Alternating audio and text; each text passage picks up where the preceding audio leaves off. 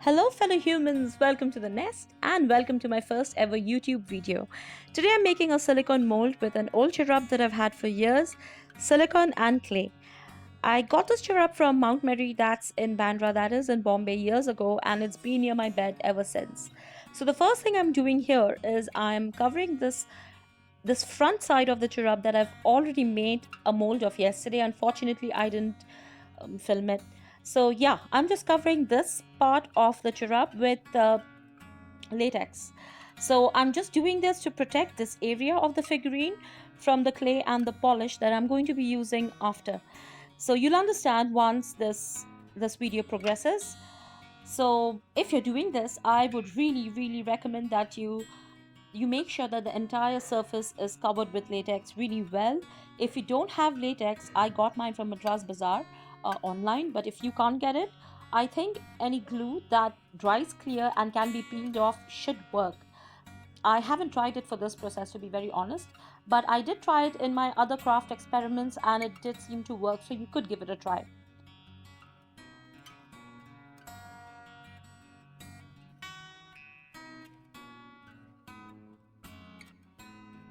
This is dry now. This takes about 30 minutes to dry, and you'll know it's dry once the film turns clear. I mean, you won't be able to see any traces of the latex or the glue that you've used to cover up the area that you were covering up.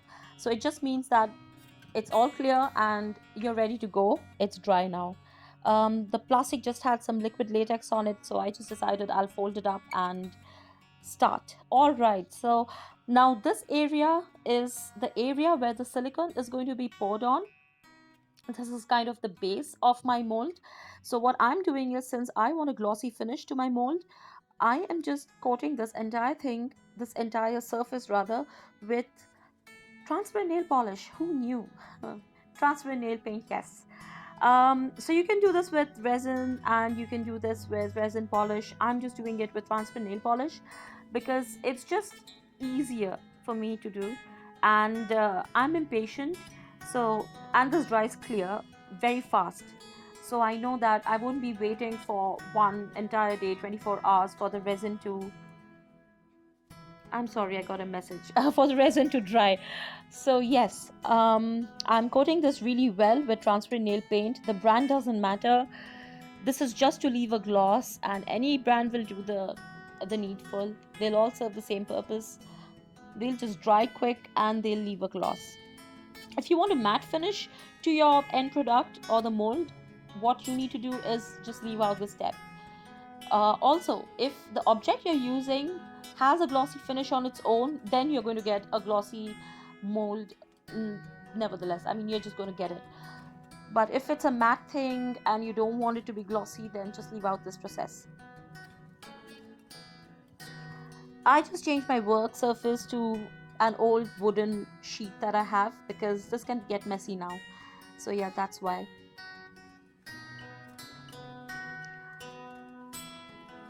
Alright, so now comes the silicone into play.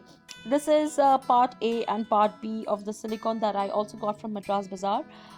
And they do have a very large variety of things that you can use if you work with resin. They have silicone, they have resin, they have UV resin, they have molds, they have all sorts of things, a resin polish even.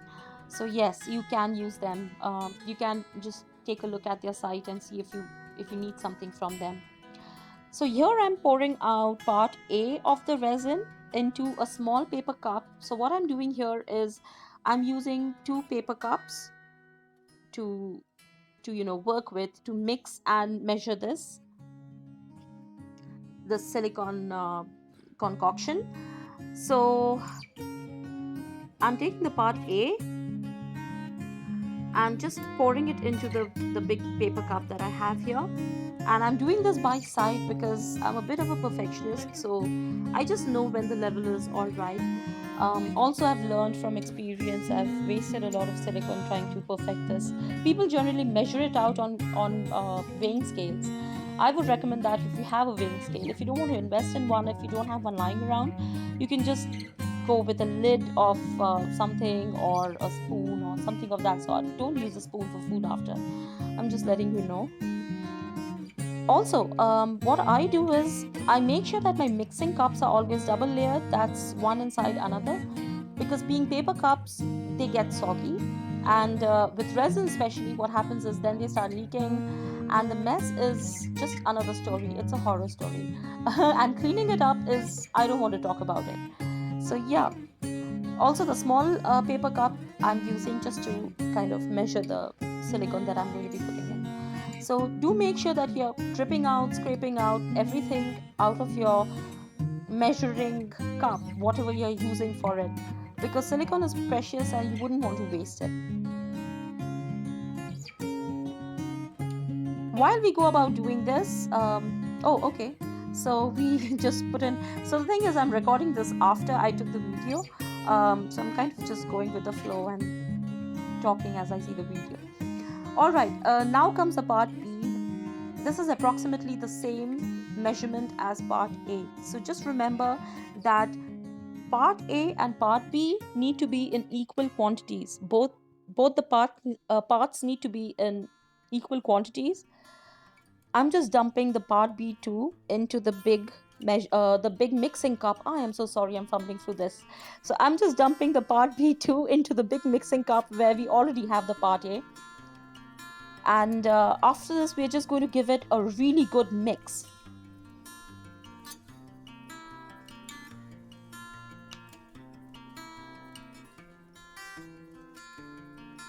Again, we're just scraping off everything that we possibly can, because like I mentioned, silicone is really, really precious.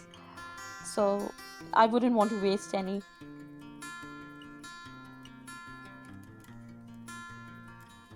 All right, what I'll do is I'll just start talking, because I just want you to know so many things, but there won't be enough time. So I'll just mention here that I'm putting in a few drops of alcohol ink, and I'm just doing this because this is optional, by the way, but I'm doing this because it just helps me know how well I'm mixing the mixture, because as the alcohol ink gets mixed in, I know how well this is getting mixed, and we just keep mixing after this.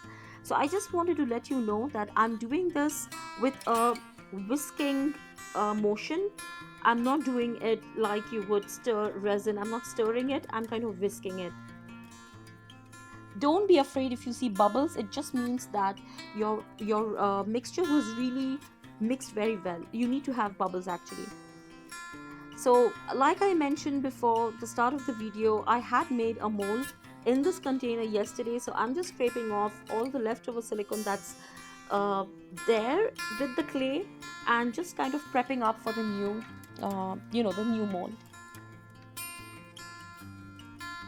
Okay, so now you're going to see that my edited video has indents on the clay after I scraped it off and leveled it. That's because I did try to fit the figurine in, it didn't fit.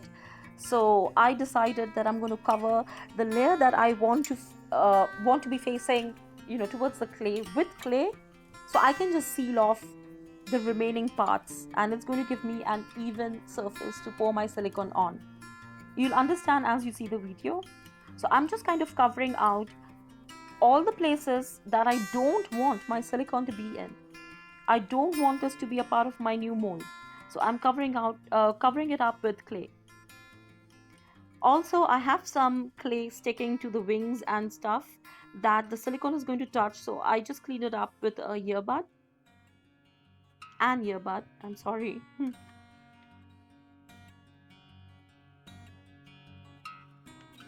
Any plastic container, or I've even made molds in paper cups, or any plastic container will work, but do try to make sure that your plastic container isn't stiff, because then you're going to have a very tough time removing the silicone after the mold is done. What I'm doing is I'm just packing up the extra surface with clay. Alright, so we pour the silicone now.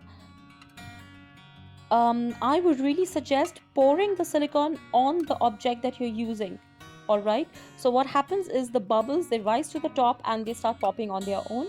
That will just ensure that the main object that you're making the mold out of, doesn't have any bubbles and isn't patchy, or doesn't have any, because then resin comes out really, really weird if you cast resin in this mold.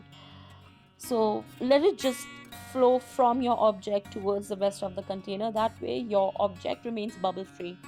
I've learned this the hard way too. I'm sorry this is way out of frame, but I kind of figured it out midway through and kind of pushed the container more towards the camera. So this is the first time I'm doing this, and I'm really, really sorry about that. So we can see a few big bubbles. All we need to do is start popping them out with a needle. I just wanted you to know this now because I want to give out some other information too. So what happened was I wanted to make this mold as one entire mold initially, but I figured out that putting in details for the wings and the hair is going to be difficult. So I decided let's make it half and half. So the front half, the back half, you cast your resin, and then remove the objects that you get out, and just stick them, or rather seal them with silicone, with resin, I'm sorry, with resin, thus making one entire object. So that's how I went about doing this. I figured clay would be easy enough to push down the object into, and so I just thought let's try it. This is the first time I'm trying this, by the way, so you're part of my experiment now. I'm just tapping this so that all the extra bubbles just come to the surface and start popping on their own. I'll take your leave now. Thank you for being with me, and I'll see you soon. Bye.